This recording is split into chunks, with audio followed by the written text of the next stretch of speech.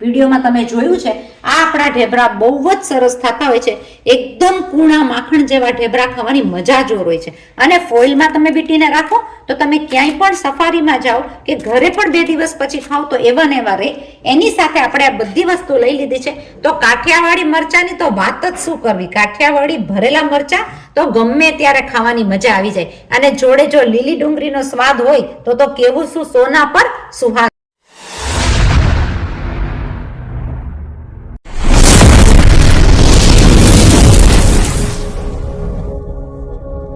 આ ઓસ્ટ્રેલિયાની ઠંડી અને વરસાદની વેધરમાં તો શું થઈ જાય જમવા માટેનું મન.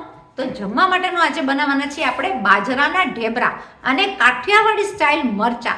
ચલો હું તમને પણ બતાડું કેવી રીતે બનાવું છું. ચાલો મારી સાથે મારા રસોડામાં.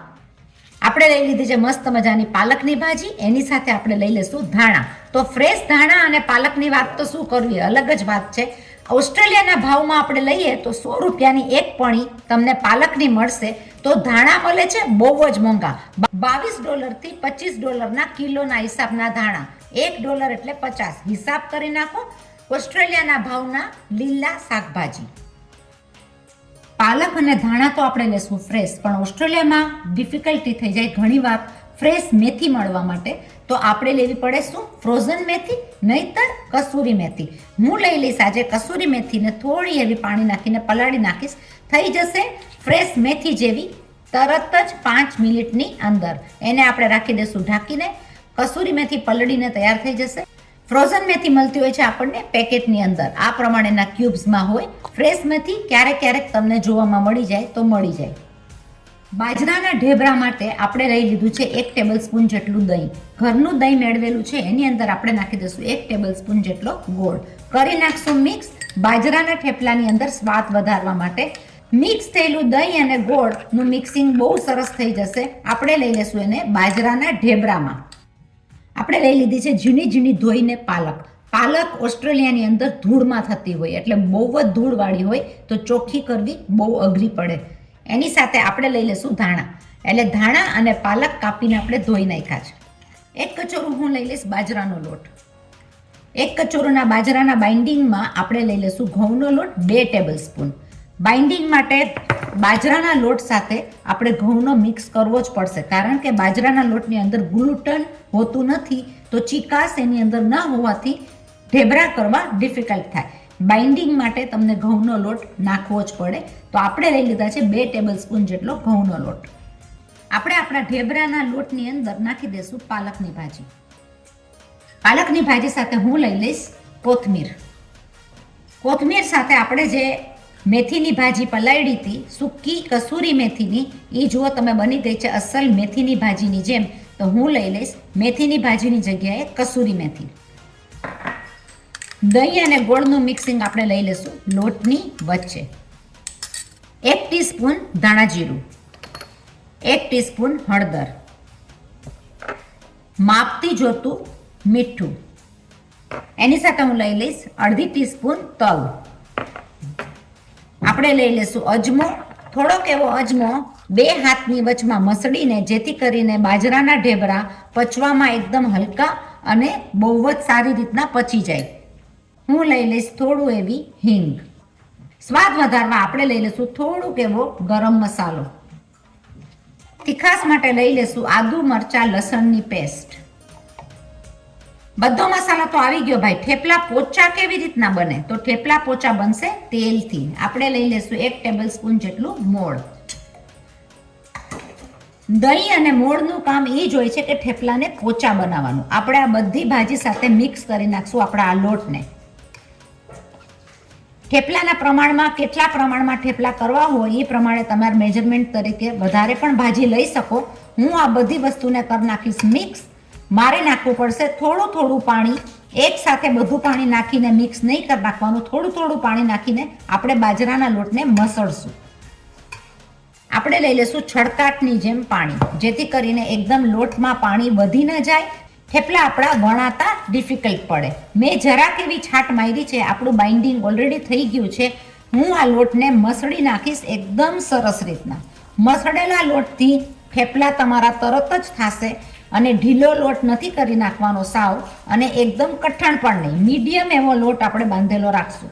તમે જોઈ શકો છો કે લોટ આપણો બહુ સરસ રીતના બંધાઈ ગયો છે. આપણે એકદમ સહેલી રીતના ઢેબરા વણવાનું કરશું, જે તેલ લગાડી કોઈ પણ પ્લાસ્ટિકનું તમારી પાસે હોય, પ્લાસ્ટિકની કોથળી કે કોઈ પણ હોય એને નાખીને આપણે લઈ લેશું ઢેબરાનો લુઓ, થોડોક લોટવાળો લુઓ કરીને એના ઉપર નાખી દઈશું થોડા એવા તલ, દાબી નાખશું એને.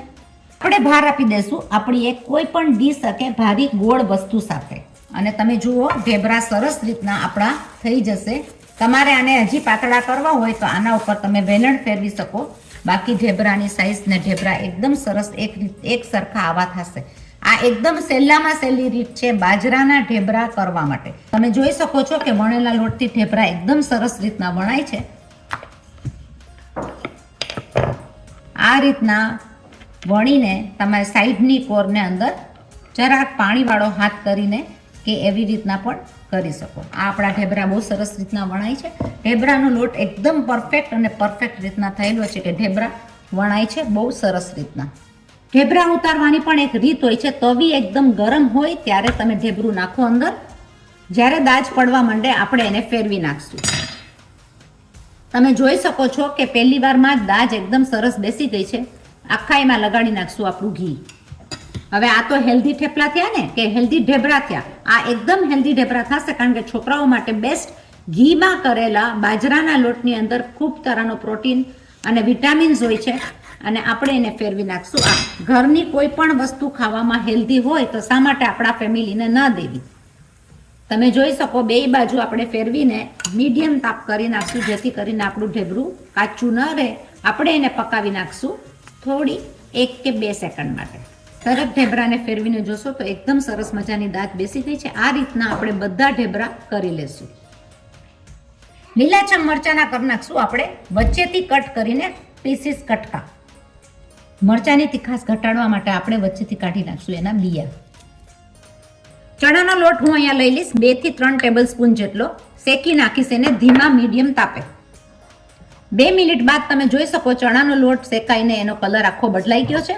એકદમ સરસ રીતના આપણો ચણાનો લોટ શેકાઈ ગયો છે. આપણે કરી લેશું એની અંદર મસાલો.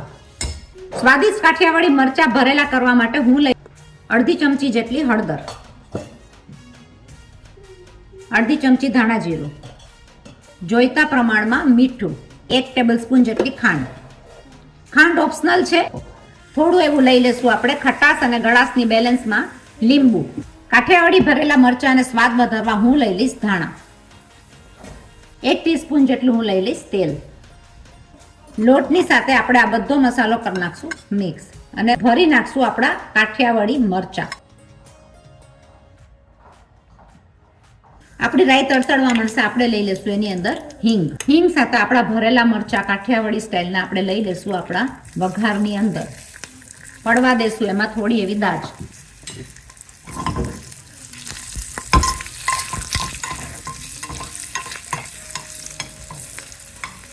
ભરેલા મરચાની સુગંધ ચણાના લોટના હિસાબે, મસાલાના હિસાબે સુગંધ એકદમ જ આવશે, અને આ મરચા ખાવામાં બહુ જ સ્વાદિષ્ટ લાગતા હોય છે.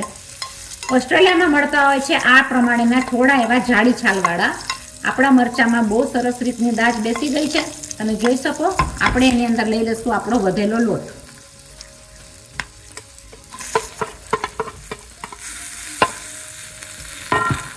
લોટને મિક્સ કરીને કરી નાખશું સોતે, એટલે કે સોતડી નાખશું થોડો, અને આપણો આ લોટ ભરેલો મરચાવાળો પાકવા દેશું 1 કે 2 મિનિટ સ્લો મીડિયમ તાપ ઉપર, જેથી કરીને મરચા અને લોટનો સ્વાદ એકદમ સરસ મજાનો થઈ જાય.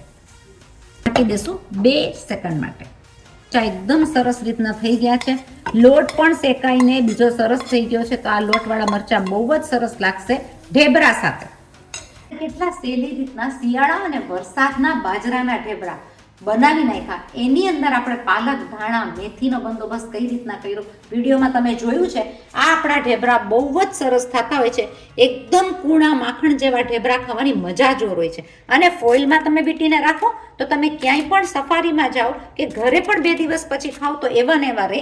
એની સાથે આપણે આ બધી વસ્તુ લઈ લીધી છે. તો કાઠિયાવાડી મરચાંની તો વાત જ શું કરવી. કાઠિયાવાડી ભરેલા મરચાં તો ગમે ત્યારે ખાવાની મજા આવી જાય. અને જોડે જો લીલી ડુંગળીનો સ્વાદ હોય તો કેવું શું સોના પર સુહાગા. તો આ રેસીપી તમે જરૂર જોજો, જરૂર ફોલો કરજો, સબસ્ક્રાઇબ કરો મારી ચેનલને જો હજી સુધી ના કરી હોય તો.